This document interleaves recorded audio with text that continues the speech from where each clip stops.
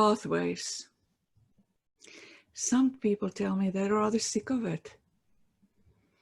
Others say it's the best thing ever. My question to you is, are you missing the obvious? Let me share with you. I've got permission from our member Rooyen to base this evaluation that I'm doing while I'm doing the education on his previous speech. If you've not seen the speech, I would highly recommend that you go to our YouTube channel and have a look at the speech so that you can marry this up with his speech and understand a little bit better what's going on.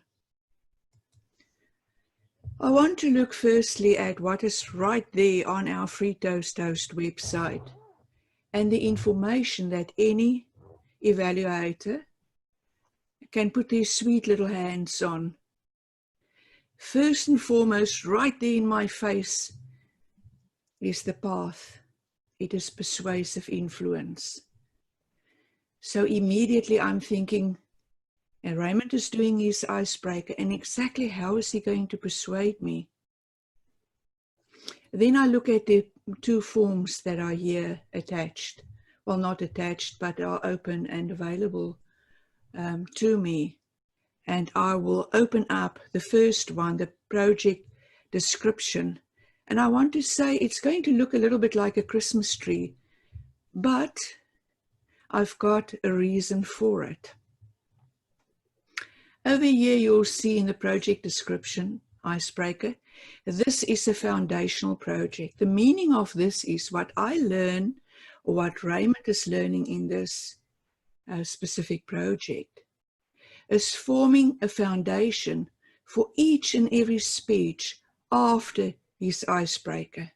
And yes, he's going to introduce himself, and he's going to get some extra skills. And if I look here, the skills are referring to the basic structure of a speech. But still in my mind, I'm wondering, Rooyen, how are you going to persuade me? Then the overview is write and deliver a speech about any topic to introduce yourself to the club. And then it's going on about style. It can be humorous, informational, or any other style that appeals to you. And that appeals to you, for me, has got a deep meaning, because it's telling me as an evaluator that I really need to look to the person who is making this speech. The speaker, I need to consider what style this speaker is going to apply, and the speaker's got a free hand in this. Now, I've asked people, please, do I really have to fill out the outline worksheet?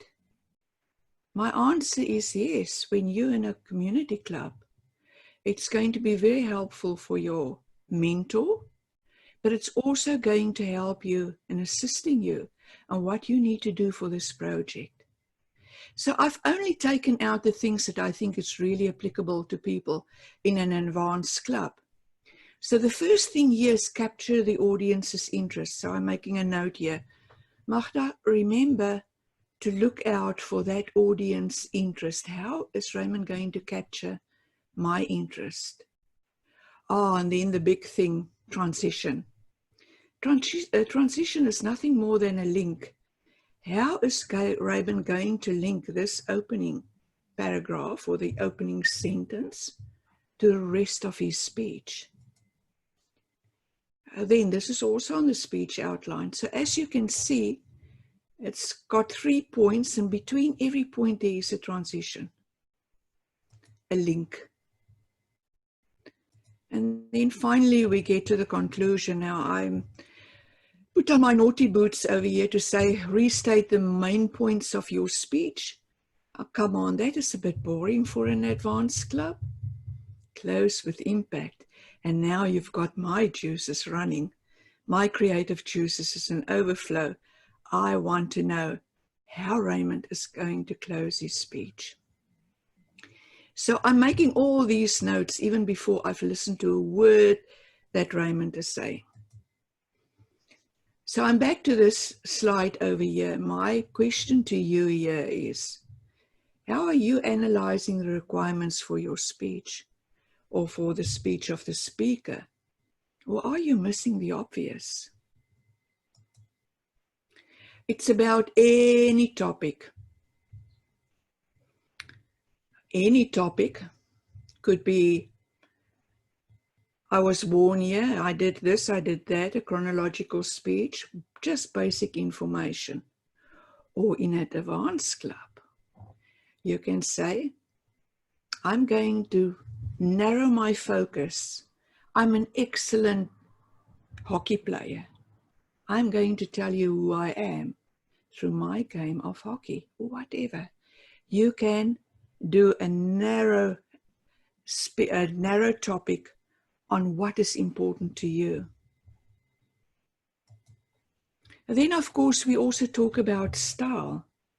Now, we all know the style of David Attenborough, saying, be very careful, there's a lion in the bush.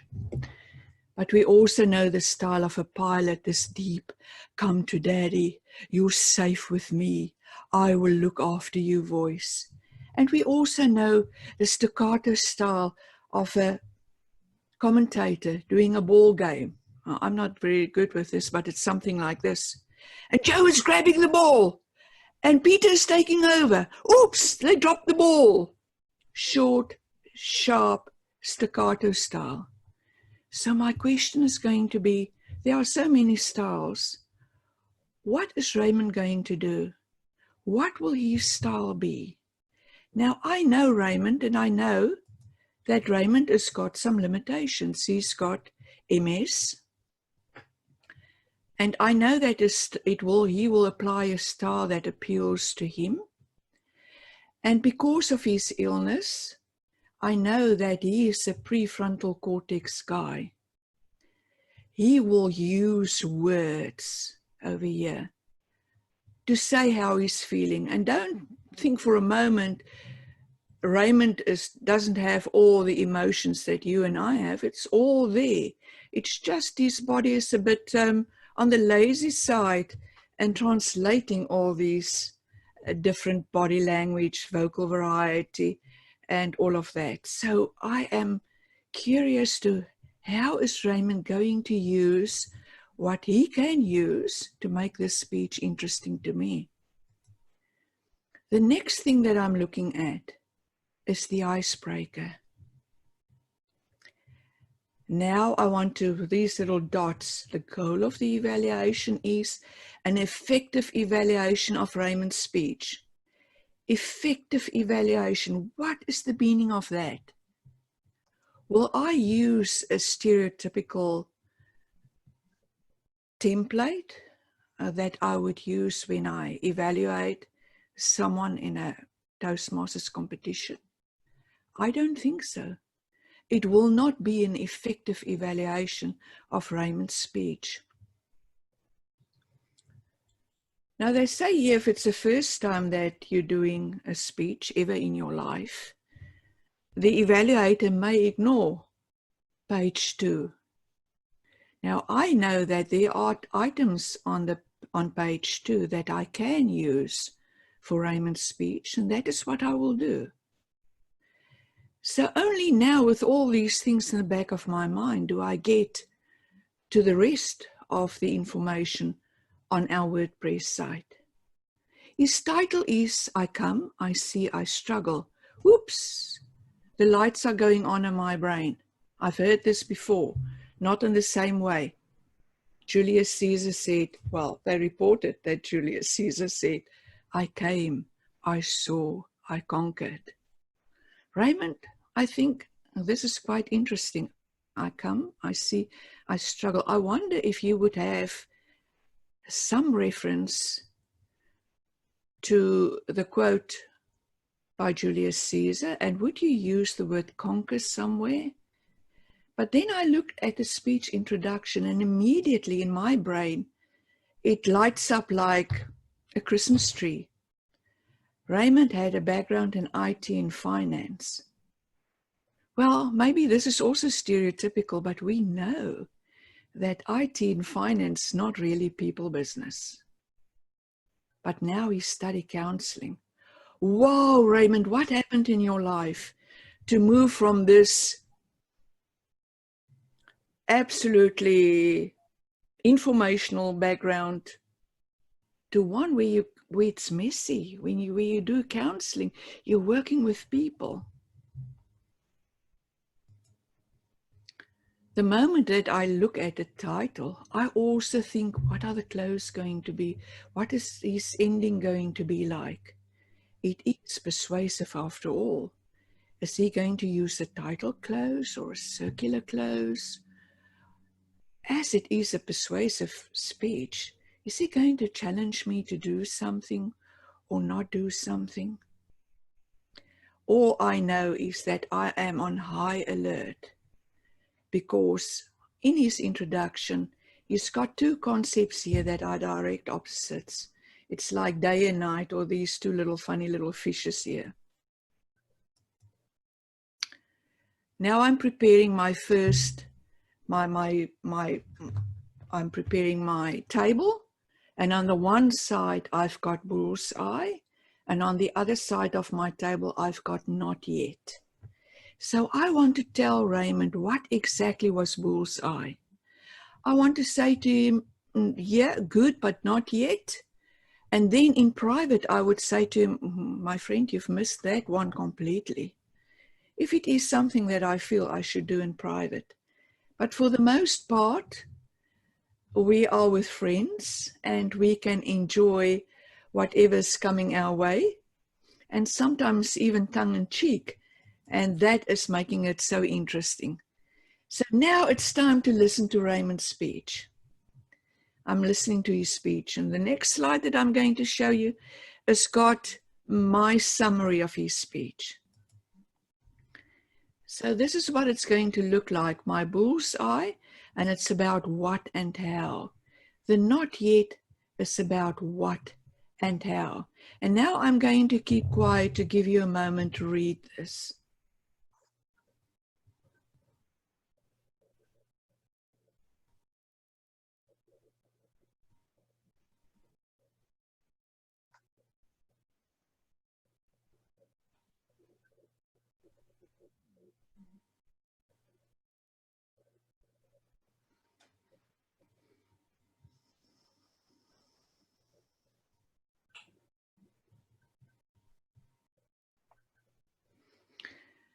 To really get the benefit of this slide, it's best to go and look at his speech. I just want to highlight a couple of things that were really outstanding for me.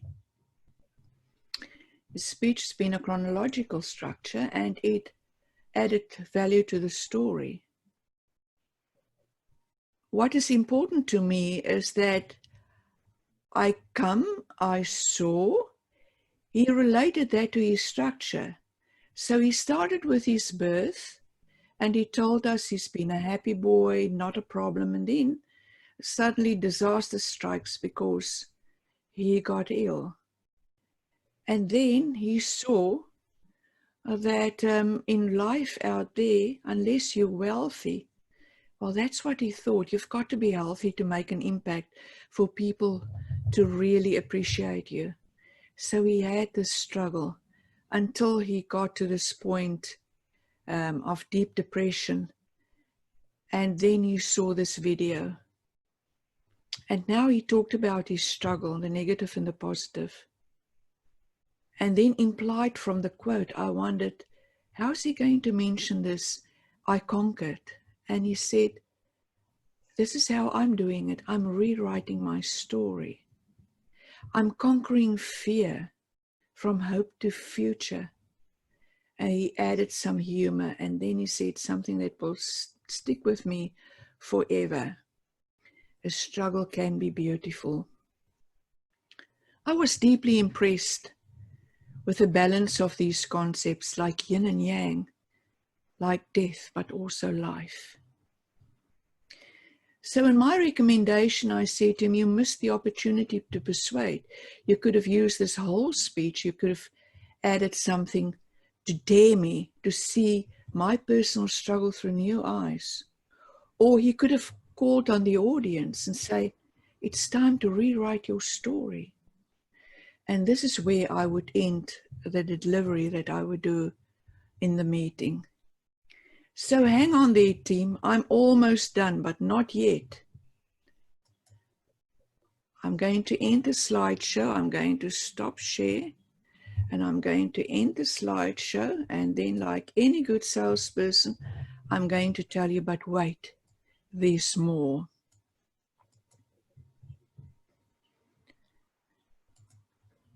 I know that on page 2, there are items like gestures, vocal variety, and facial expressions. That is not Raymond. All of that is living in his head.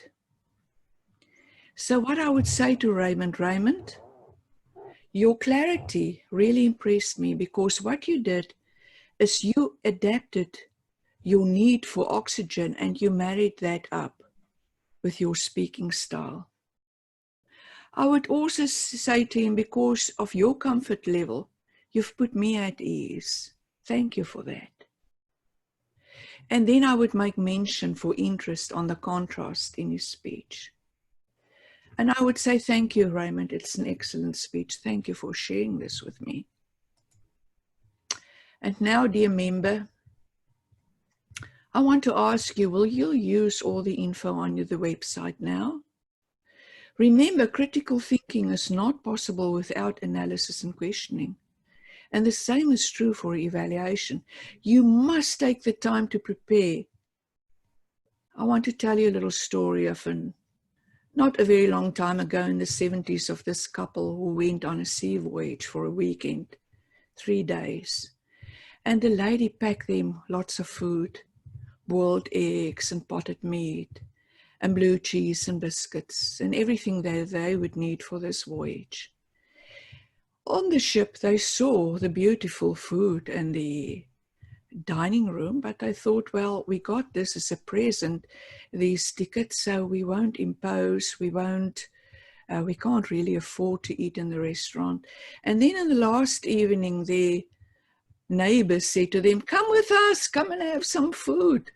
And they said, no, we can't really afford it. And they said, are you crazy? It's all in the price of the ticket. It's all inclusive. And they looked at one another. They've missed out this whole weekend. They could have had the whole buffet every time. And this is what I want to say to you. Use the information that comes with every project. Remember, you already paid for it. My final question to you is, how are you analyzing the requirements for a speech? Or are you missing the obvious? Madam Toastmaster.